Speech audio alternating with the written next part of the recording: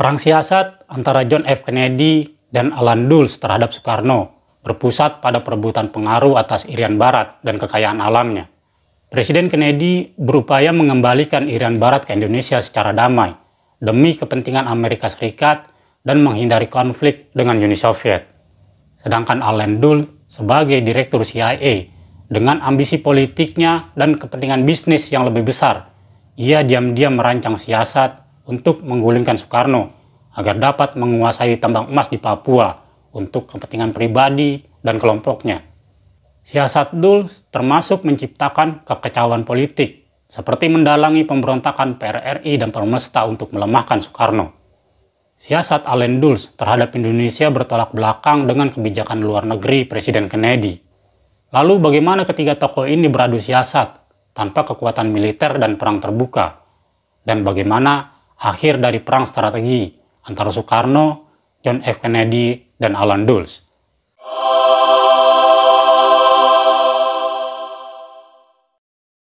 Craig Polgren mengangkat bayang-bayang perang intelijen itu. Ia menyajikannya dalam buku terbarunya itu dengan judul JFK versus Alan Dulles, Battleground Indonesia. Craig menjadikan wilayah Indonesia sebagai background-nya, di mana terjadi pertikaian rahasia antara dua tokoh berpengaruh dalam sejarah ini. Dalam buku tersebut, ada dua nama besar yang diangkat, yakni Presiden Amerika Serikat ke-35, JFK, dan Direktur CIA yang paling lama menjabat, yaitu Alan Dulles. Keduanya sering bentrok karena masalah intelijen dan keamanan nasional. Namun, ada satu konflik rahasia yang pernah terjadi di antara keduanya tentang Soekarno dan Indonesia. Kejadian itu bermula pada tahun 1936, sebelum Alan Dulles menjabat sebagai Direktur CIA. Ia mendirikan perusahaan Sulphur Company. Pada tahun itu pula, Belanda dan Amerika Serikat sedang melakukan ekspedisi gunung pertama di wilayah tertinggi di Irian Barat. Pada saat itu, turut ikut ambil bagian dalam ekspedisi tersebut adalah ahli geologi Belanda, Jacques Dosy. Pada tahun 1936, ekspedisi yang dipimpin oleh Anton Collins dan Fritz Wissel dengan tujuan utama ekspedisi ini adalah penjelajahan ilmiah dan pendakian ke puncak-puncak bersalju di pegunungan Jayawijaya, bukan untuk mencari sumber mineral alam.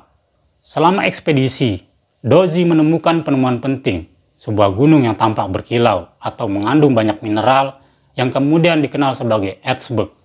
Dosy mencatat keberadaan deposit tembaga dan emas yang melimpah ini dalam laporannya. Laporan Dosy tentang kekayaan mineral di Erzberg awalnya tidak ditindaklanjuti selama beberapa dekade. Namun tahun 1959 ketika Alan Dulles menjabat sebagai Direktur CIA, perusahaan Freeport Sulphur miliknya nyaris bangkrut karena tambang mereka di Kuba dinasionalisasi oleh Fidel Castro.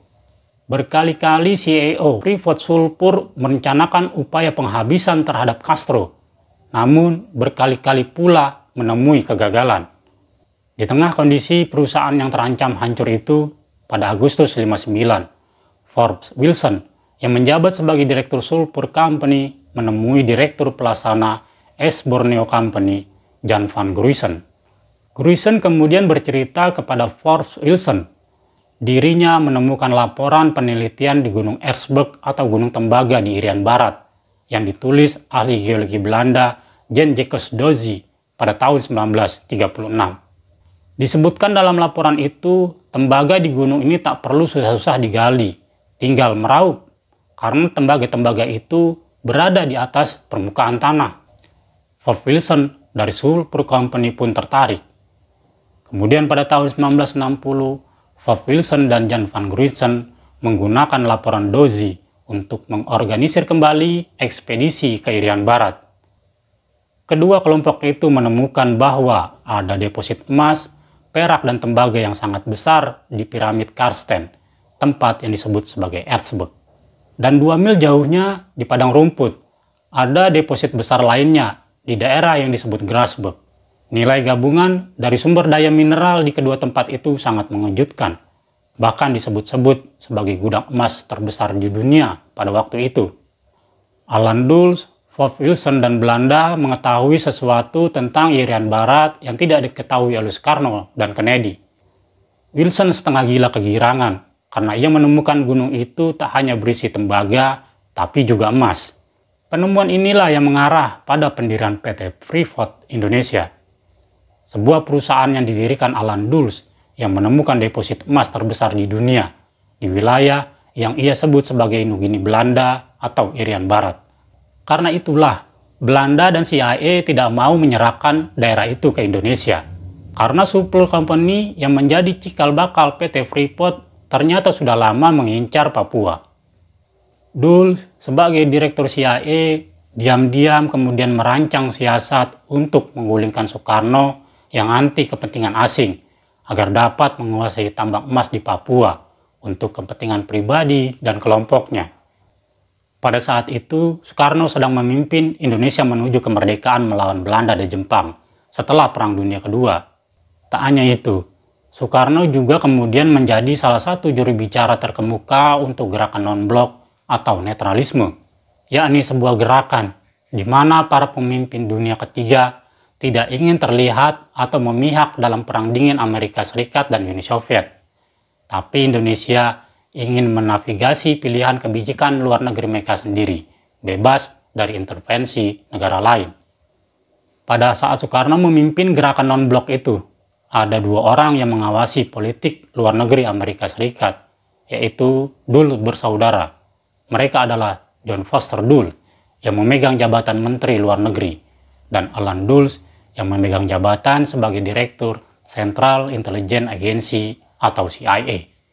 Dulles bersaudara itu tidak mempercayai netralisme atau non-blok di dunia ketiga. Mereka percaya bahwa tidak ada gerakan netralitas dalam Perang Dingin yang kaku dan dogmatis, dan Soekarno dianggap berpihak kepada Uni Soviet. Karena kecurigaan ini, CIA mencoba menggulingkan Soekarno pada tahun 1958. Dan ini adalah operasi agensi intelijen CIA terbesar yang pernah ada. Namun sayangnya, upaya penggulingkan Soekarno saat itu tidak berhasil. Bahkan keikutsertaan CIA dalam upaya kudeta Soekarno itu terungkap dengan ditembak jatuhnya pilot CIA yaitu Alan Pope.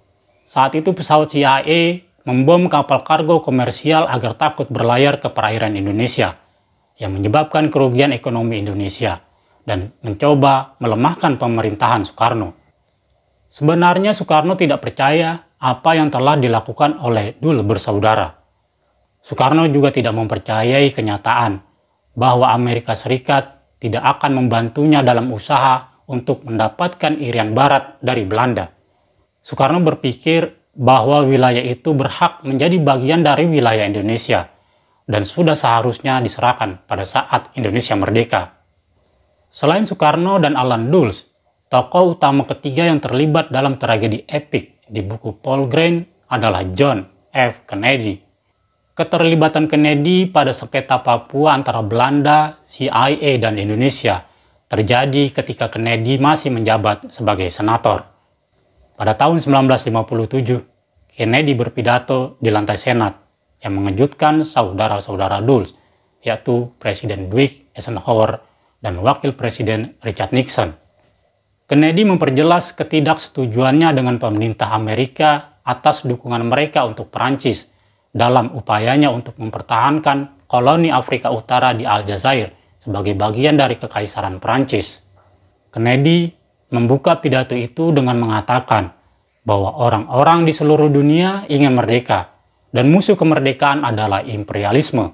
Kennedy mengatakan dia mengerti bahwa era kolonialisme Eropa telah berakhir dan dia bersedia berpihak pada nasionalis dunia ketiga di Aljazair melawan sekutu lama Amerika Serikat di Paris.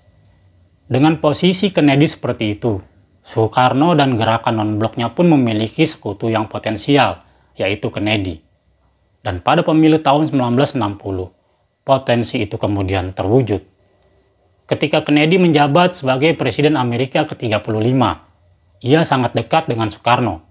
Hubungan Indonesia dan Amerika yang sempat renggang pada masa Presiden Eisenhower kembali membaik saat Kennedy berkuasa. Karena Kennedy mendukung kemerdekaan dan menolak kolonialisme pada suatu bangsa, tahun 1960, Soekarno berusaha merebut Papua dari Belanda lewat operasi militer yang diberi nama Trikora. Suasana di Papua kemudian menjadi tegang. Soekarno kemudian terbang ke Amerika menemui Presiden Kennedy. Presiden Kennedy kemudian turut campur tangan dan mengatur kesepakatan dengan Soekarno.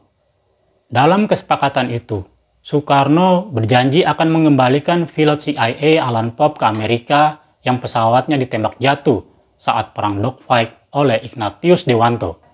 Dan Kennedy akan memberikan kompensasi 12 pesawat angkut Hercules kepada Soekarno atas kejadian tersebut. Kennedy pula yang mengirimkan adiknya Bob Kennedy dan diplomat Ellsworth untuk menekan pemerintah Belanda agar tak mempertahankan Papua. Kennedy juga yang mengancam Belanda akan menghentikan bantuan Marshall Plan jika ngotot terus mempertahankan Irian Barat. Belanda yang saat itu memerlukan bantuan dana segar untuk membangun kembali negerinya dari puing-puing kehancuran akibat Perang Dunia II terpaksa menurut. Kontrak privat pun buyar. Apalagi Soekarno selalu menolak perusahaan asing menancapkan kaki mereka di Papua. Pada perusahaan minyak asing yaitu Chevron yang sudah kadung beroperasi di Riau, Soekarno meminta jatah 60% untuk rakyat Indonesia. Kesepakatan itu disebut Perjanjian New York dan ditandatangani di PBB pada akhir musim panas tahun 1962. Pertemuan perdana mereka itu terjadi pada tahun 1961 di Gedung Putih. Sejak perjumpaan itu, dua sosok karismatik ini menjadi sepasang teman karib. Soekarno sungguh terkesan dengan keramahan Kennedy. Soekarno dijamu dengan hangat ketika ia berkunjung ke Gedung Putih dan diajak berbicara dari hati ke hati di kamar tidur pribadi Kennedy yang ada di lantai 2. Meski demikian, keramahan dan kehangatan Kennedy tak serta-merta muncul dari kekagumannya atas Presiden Soekarno. Kennedy tentu saja punya perhitungan politik sendiri yang realistis. Membangun persahabatan dengan Soekarno merupakan upayanya untuk membawa hawa perang dingin ke kawasan Asia Tenggara. Dengan kata lain, Kennedy merayu Soekarno agar berpihak kepada Amerika Serikat. Upaya ini merupakan siasat yang harus ditempuh oleh Kennedy dalam menjalankan politik luar negerinya. Pada saat itu, baik Soekarno maupun JFK tidak mengetahui akan adanya emas di wilayah Papua karena Dulles tidak memberi tahu Kennedy. Kennedy tidak tahu apa-apa tentang wilayah Erzberg, namun Dulles mengerti apa situasi sebenarnya. Namun sayangnya, Kennedy dan Soekarno tidak mengetahui situasi itu. Freeport yang mau menjalin kerjasama dengan Belanda lewat perusahaan East Borneo Company pun belingsatan. Kalau Papua jatuh ke Indonesia, bisa runyam urusannya. Mereka jelas tak mau kehilangan gunung emas itu. Allen Dulles pun kemudian berusaha menemukan cara untuk membiarkan kepentingan Amerika Serikat masuk dan mengeksploitasi tambang Erzberg serta Grasberg. Kemudian pada tahun 1962, Wilson berusaha meminta bantuan John F. Kennedy, tapi presiden itu kelihatannya malah mendukung Soekarno. Dan kekesalan mereka bertambah ketika Kennedy akan menyiapkan paket bantuan ekonomi kepada Indonesia sebesar 11 juta US dollar dengan melibatkan IMF dan Bank Dunia. Dulles kemudian merencanakan strategi yang lain untuk menguasai tidak hanya Indonesia itu sendiri, tapi juga sumber dayanya yang besar, termasuk emas. Siasat Allen Dulles yang pertama adalah menyingkirkan Soekarno. Dulles memiliki rencana untuk menggulingkan Soekarno yang dianggap menghalangi ambisinya menguasai tambang emas di Papua, serta Dulles akan menciptakan kekacauan menggunakan tangan-tangan CIA untuk menciptakan peristiwa politik yang membuat Soekarno sibuk dan tidak dapat mengkonsolidasikan kekuasaannya atau mengurus ekonomi secara efektif. Dulles juga berperan dalam mendukung pemberontakan PRRI di Sumatera dan Permesta di Maluku. Strategi Allen Dulles yang lain termasuk mendorong untuk memulai konfrontasi Indonesia dengan Malaysia. Soekarno bereaksi dengan gerakan Ganyang Malaysianya, yang merupakan sikap protes Indonesia atas format dekolonisasi Inggris di wilayah Asia Tenggara. Soekarno menilai format tersebut adalah kolonialisme dan imperialisme gaya baru, sebab Inggris bisa dengan mudah membagi-bagi kepemilikan wilayah bekas kolonialnya yang berada di wilayah Asia Tenggara, yang telah terjadi pada Malaysia, Brunei, dan Singapura. Sikap protes Indonesia ini mendapat reaksi keras dari Amerika Serikat. Sikap Kongres Amerika Serikat dalam konfrontasi Malaysia lebih condong kepada negeri Inggris. Negara Ratu Elizabeth II ini melatih Malaysia agar mampu menjadi negara mandiri setelah proses dekolonialisasi sebagai upaya untuk menekan Soekarno. Sebagai presiden, tentu saja keadaan ini mengancam langkah Kennedy yang ingin menarik Indonesia menjadi sekutunya selama Perang Dingin. Rencana Alan Dulles dalam konfrontasi Indonesia dan Malaysia itu tenggelam saat Kennedy berencana mengunjungi Jakarta pada awal tahun 1964. Howard John, Duta Besar Amerika untuk Indonesia, mengatakan bahwa kunjungan Kennedy ke Indonesia merupakan strategi untuk mengakhiri konfrontasi Indonesia dengan Malaysia dan memasukkan Nugini Belanda atau Irian Barat ke wilayah Indonesia. Rencana Kennedy bertentangan dengan Dewan Kongres Amerika Serikat. Akan tetapi rencana Kennedy itu juga gagal setelah sebutir peluru menghentikan langkah Kennedy. Kebijakan pengganti John Kennedy, Lyndon B. Johnson, langsung bertolak belakang. Indonesia pun makin jauh dari Amerika dan semakin mesra dengan blok timur yang berbau komunis. Lalu muncullah pertanyaan-pertanyaan konspirasi soal apakah Alan Dulles yang mengatur agar JFK dihabisi untuk menyelamatkan rencananya dan emasnya, dan apakah kudetanya untuk emas itu berhasil. Pertanyaan-pertanyaan semacam itu kemudian dielaborasi jawabannya oleh penulis Greg Paul Green menggunakan catatan arsip sebagai dasar.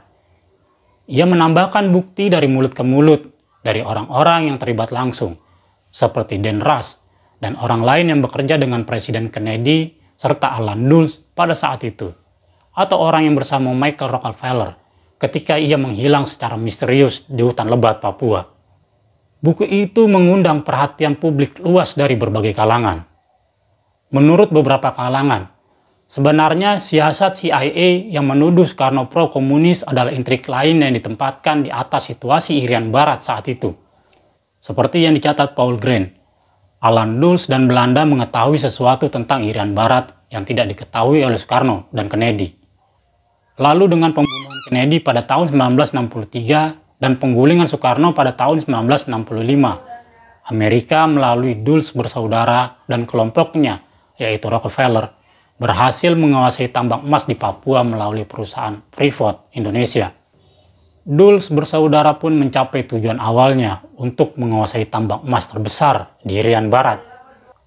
Kekalahan Kennedy dianggap salah mengambil langkah dengan mengangkat Alan Dulles sebagai direktur CIA yang memberinya kekuasaan untuk melakukan semua aksinya. Menurut Greg Paul Green, ini menunjukkan bahwa Dulles dan sekutunya di kalangan elit bisnis Amerika Serikat, seperti keluarga Rockefeller yang terkait dengan Freeport Sulfur, terlibat dalam upaya rahasia CIA untuk menggulingkan Presiden Soekarno yang nasionalis dan anti-Barat. Tragedi September 1965 menghancurkan Soekarno. Dia yang keras menolak modal asing digantikan oleh Soeharto. Setelah dilantik, Soeharto segera menaikkan pengesahan Undang-Undang Penanaman Modal Asing pada tahun 1967. Dan Freeport menjadi perusahaan asing pertama yang kontraknya ditandatangani oleh Soeharto. Setelah itu, Dulles bersaudara dan Freeport Sulfur pun kemudian menjadi konglomerat pertambangan raksasa, yaitu PT Freeport-McMoran. Ironisnya, pemerintah Indonesia hanya dapat jatah 1%. Kontras sekali dengan apa yang telah diperjuangkan oleh Soekarno.